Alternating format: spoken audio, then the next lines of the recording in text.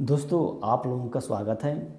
और दोस्त, मैं आशा कर रहा हूँ कि आप लोग स्वस्थ होंगे और अच्छे भी होंगे। तो आज का टॉपिक का विषय था दोस्तों कि अंग्रेजी सीखने के कौन कौन साधन हैं या अंग्रेजी कैसे सीखी जा सकती है। देखिए, कोई ज़रूरी नहीं है कि आप अंग्रेजी मीडियम में ही पढ़ें तभी आप अंग्रेजी सीख पाएंगे। चाहे आप जिस मीडियम में पढ़ें, अंग्रेजी एक भाषा है। हम जब हमने अंग्रेजी कैसी सीखी, हम जब हम तैयारी करते थे सिविल सर्विस की, तो कोचिंग वाले बताते थे कि एनसीईआरटी की बुक पढ़ पढ़ लो, अपना फाउंडेशन मजबूत कर लो। तो हम लोगों ने 6 से 10 तक एनसीईआरटी की जितनी हिंदी मीडियम की बुकें हैं सब पढ़ ली थी। अब दिमाग में आया, कुछ वर्ष टाइम बीत गया, कुछ हुआ नहीं। अब मेरे दिमाग में आया कि चलते यार इंग्लिश मीडियम से पढ़ा जाए क्या। अब दिमाग में आ गया, तो मैंने क्या किया कि 6 से 10 तक हिंदी मीडियम में बुक खरीदा था। अब सेम बुक मैं जाकर मार्केट से इंग्लिश मीडियम की बुक खरीद लिया और मैं हिंदी में तो पढ़ा था, अंग्रेजी में पढ़ना स्टार्ट किया था। तो उसका भाव मेरे को समझ में आने लगा। यानी कि जैसे मान लीजिए आपने हिस्ट्री की बुक खरीदी है, कक्षा 10 की हिस्ट्री की बुक आपने खरीद ली है और हिंदी में भी ख़रीदा है और अंग्रेजी में ख़रीदा है। तो एक चैप्टर जो है हिंदी मीडियम की जो बुक है उसको पढ़ लीजिए और सेम चैप्टर को जो अंग्रेजी मीडियम की बुक है उससे पढ़िए।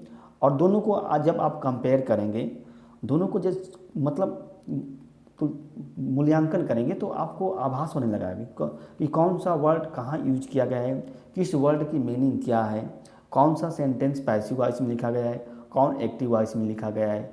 इस तरह से जब आप पढ़ेंगे तो आपको मतलब एक्सपीरियंस बढ़ने लगेगा, मीनिंग निकलने लगेगी आपको।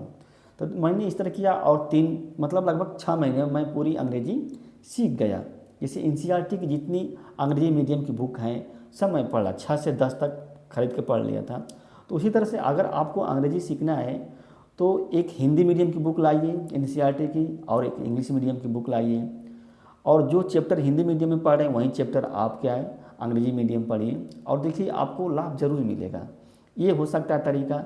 दूसरा तरीका हो सकता है कि आपके पास अगर न्यूज़पेपर आ रहा है तो समझिए कि ये भी इससे भी अंग्रेजी आप सीख सकते हैं। जैसे जब न्यूज़पेपर मिलेगा आपको तो आप लोकल न्यूज़ जो है उसको पढ़ना प्रारंभ कीजिए। जब आप लोकल न्यूज़ को पढ़ना प्रारंभ करेंगे तो आप क्या उसको जो उसमें लिखा गया उसको आप धीरे धीरे कनेक्ट करना प्रारंभ करेंगे, कनेक्ट करना। और दूसरा साधन है कि आप क्या अंग्रेजी के जो न्यूज़ होते हैं उसको सुना कीजिए।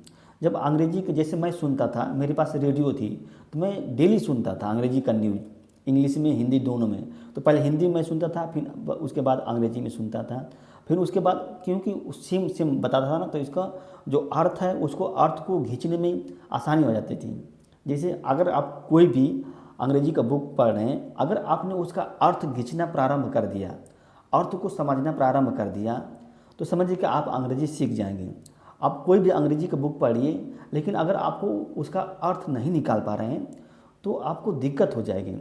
अर्थ को निकालना बहुत ज़रूरी है, मीनिंग निकालना बहुत ज़रूरी है आपको, तभी जाके आप अंग्रेजी सीख पाएंगे और मीनिंग भी तैयार करेंगे। तो अंग्रेजी का न्यूज़पेपर पढ़ने से और जो न्यूज़ सुनने से आपकी मीनिंग भी तैयार हो जाएगी और जो प्रोनाउंसिएशन है, जैसे न्यूज़ सुनते हैं तो सबसे बड़ा लाभ जो होता है प्रोनाउंसिएशन, उच्चारण जो है, कौन सा शब्द का किस शब्द का कैसा उच्चारण होगा आप सुनेंगे तो आपको मालूम हो जाएगा।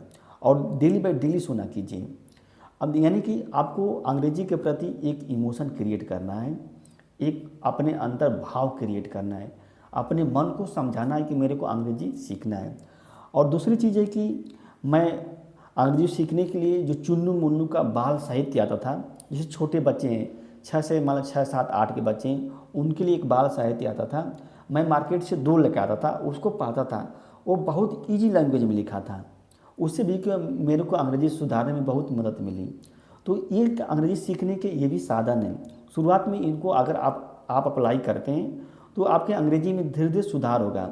एनसीईआरटी तो समझिए कि बेस्ट है। अगर एनसीईआरटी की बुक खरीद लीजिए अंग्रेजी में और हिंदी में खरीद लीजिए, दोनों को साथ साथ पढ़िए, इससे आपका और विजन क्लियर हो जाएगा। दोस्तों, यह वीडियो अच्छी लगी तो इसको लाइक कीजिए और हमारे चैनल को दोस्त सब्सक्राइब कीजिए।